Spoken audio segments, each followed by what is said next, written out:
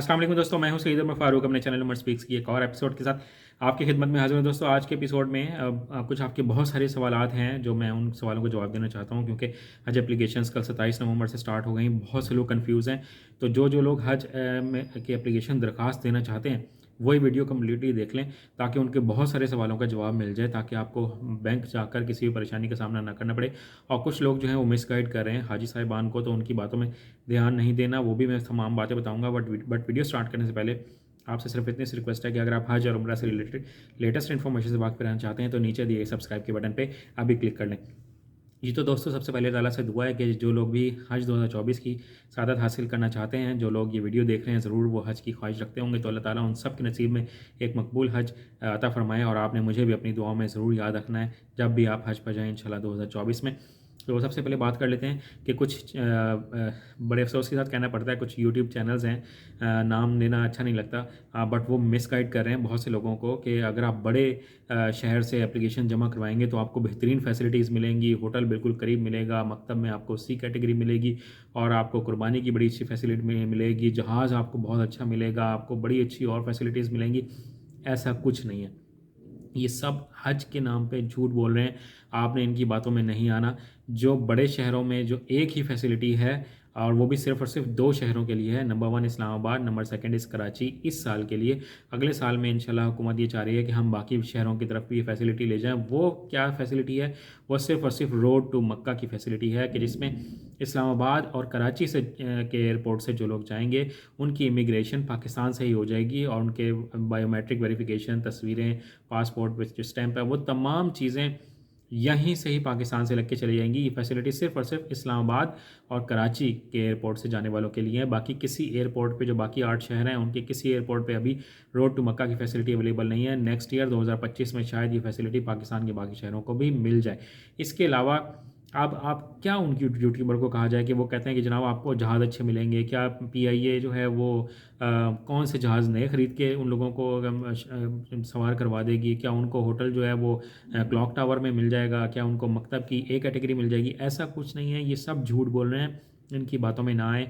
आप जिस शहर में हैं, अगर आपको लाहौर बिल्कुल करीब पड़ता है तो आप लाहौर में जा सकते हैं। आपको कराची बिल्कुल करीब पड़ता है तो आप कराची जा सकते हैं। आपको इस्लामाबाद बिल्कुल करीब पड़ता है तो आप इस्लामाबाद जा सकते हैं। बट ये नहीं है कि आप रहते फैसलाबाद में हों, मुल्तान में हों, और आप जा रहे हो कि हम लाहौर से जाएंगे, हमें ज़बरदस्त जहाज़ मिलेगा, मकतब में ए कैटेगरी मिल जाएगी, होटल होटल अजीज़िया में ही मिलेगा तमाम लोगों को, मकतब की डी कैटेगरी ही मिलेगी। अगर आपको सी कैटेगरी चाहिए उसके लिए एक्स्ट्रा पे करना पड़ेगा। इन लोगों की बातों में ना आए, आपको परेशान कर रहे हैं। आप फजूल में अपने अपने शहर छोड़ के दूसरे शहर में, लाहौर में जाएंगे, वहाँ पे कहाँ स्टे करेंगे, इतना खर्चा करेंगे और हालात वहीं के वहीं होंगे। ऐसा कुछ नहीं होना, तो इनकी बातों में ना आए। दूसरी बात मैं आपको बताता चलूँ कि ख़र्चा आपका कितना होगा। 10,65,000 रुपये बग़ैर कुर्बानी के है जनाब। बग़ैर कुर्बानी के 10,65,000। बार बार सवाल आ रहा है कि कुर्बानी शामिल है, कुर्बानी शामिल नहीं है। 10,65,000 रुपये शुमाली रीजन के लिए, 10,75,000 रुपये जनूबी रीजन के लिए विदाउट कुर्बानी है। इसमें कुर्बानी की अमाउंट शामिल नहीं है। ये है लॉन्ग टर्म पैकेज।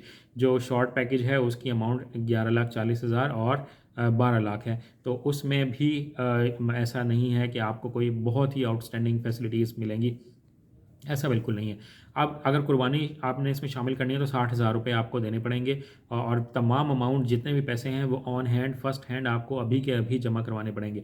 डॉक्यूमेंट्स कौन कौन से लेके जाने हैं? आपके पास आईडी कार्ड होना चाहिए, पासपोर्ट अगर बना हुआ है तो पासपोर्ट ले जाएँ, अगर अभी इन प्रोसेस है तो उसका टोकन आप साथ ले जाएँ। इसके अलावा अगर हैं 4 तस्वीरें तो वो ले जाएँ, मेडिकल सर्टिफिकेट अभी है तो वो ले जाएँ। ओवरसीज़ पाकिस्तानी जो हैं उनको, क्योंकि बहुत से लोगों को मेडिकल सर्टिफिकेट नहीं बना के दे रहे बाहर के ममालिक, तो आप एक वाइट पेज पे अपना हेल्थ सर्टिफिकेट खुद बना के दें, एक एफिडेविट लिख के दें कि मैं बिल्कुल मेडिकली फ़िट हूँ, और जब आप पाकिस्तान आएंगे हज करने के लिए तो यहाँ आपको सरकारी हॉस्पिटल से, गवर्नमेंट हॉस्पिटल से आपको मेडिकल सर्टिफिकेट मिल जाएगा। इसके साथ जो लोग अपने 2 साल से कम उम्र के बच्चों को साथ लेके जाना चाहते हैं, बार बार सवाल आ रहा है, मैंने कल भी बताया बट आज फिर बता रहा हूँ क्योंकि लोग पूछ रहे हैं, उनका 3,55,000 रुपये खर्चा आएगा जनाब। जो लोग 2 साल से कम उम्र के बच्चों को अपने साथ लेके जाएंगे, 3,55,000 रुपये उनका खर्चा है। और लोग पूछ रहे हैं 15 साल का बच्चा, 14 साल का बच्चा, ऐसा नहीं है कि उनके लिए खर्चा को मुख्तलिफ हो, सिर्फ 2 साल से कम उम्र के बच्चों के लिए रियायत है, इससे ज़्यादा के बच्चों के लिए रियायत कोई नहीं है। बिल्कुल उन सब के उतने ही खर्चे होंगे जितने आपके अपने खर्चे हैं। ओवरसीज़ पाकिस्तानी जो लोग स्पॉन्सरशिप हज करवाना चाहते हैं, किसी को करना चाहते हैं या खुद करना चाहते हैं, तो आप पाकिस्तान की जो नामज़द ब्रांचेज़ हैं और किसी भी कंट्री में जहां आप रह रहे हो, तो वहां आप जाकर तकरीबन आप अपने माइंड में रखें कि $3800 से $4000 अपनी जेब में रख के लेके जाएँ, वहाँ पर जाके जमा करवाएँ, अपने डॉक्यूमेंट्स जमा करवाएं, हज एप्लीकेशन दें, अपने घर वालों को, जिन लोगों को आप स्पॉन्सर करवाना चाहते हैं उनकी डिटेल्स वहाँ पे प्रोवाइड कर दें। और आपने अपने जब पाकिस्तान आएंगे तो अपना बैंक अकाउंट उस वक्त भी आप उनको दे सकते हैं। ये गवर्नमेंट ने बेहतरीन फैसिलिटी दे दी है। अगर आपके पास फ़िलहाल बैंक अकाउंट नहीं है तो आप फ़िलहाल अपनी एप्लीकेशन जमा करवाएँ, जब पाकिस्तान आएंगे तो आप अपना अकाउंट ओपन करवा लीजिएगा, या ओवरसीज़ जो आपकी ब्रांच है किसी भी बैंक की जहाँ हज एप्लीकेशन जा रही हो, वहाँ से अगर फैसिलिटी मिलती है तो अपनी आप ओपन करवा लें अकाउंट। इसके अलावा Pakistani passport, Pakistani ID card आपके पास होना लाजमी है। ये तमाम डिटेल्स हैं जो मैं आपको बार बार बता रहा हूँ। हज एप्लीकेशंस जितनी जल्दी जमा करवाएंगे उतना ही जल्दी आपको हज पे जाने का मौका मिलेगा। उसमें 42 दिन रहने का मौका मिलेगा, उसमें शॉर्ट हज है तो 25 दिन रहने का मौका मिलेगा। तो ये नहीं है कि बड़े शहर से जाएंगे तो यूँ हो जाएगा। आप जितनी जल्दी एप्लीकेशन हो जमा करवाएँ और अल्लाह ताला आपको आपके हज में आसानियाँ पैदा फरमाए। आज की वीडियो में इतना ही कहना था। हज पर जाएँ तो मुझे अपनी दुआओं में याद रखिएगा। चैनल पर गए तो चैनल को सब्सक्राइब कर लीजिएगा। अपने घर वालों का बहुत ज़्यादा ख्याल रखिएगा। अल्लाह हाफ़िज़।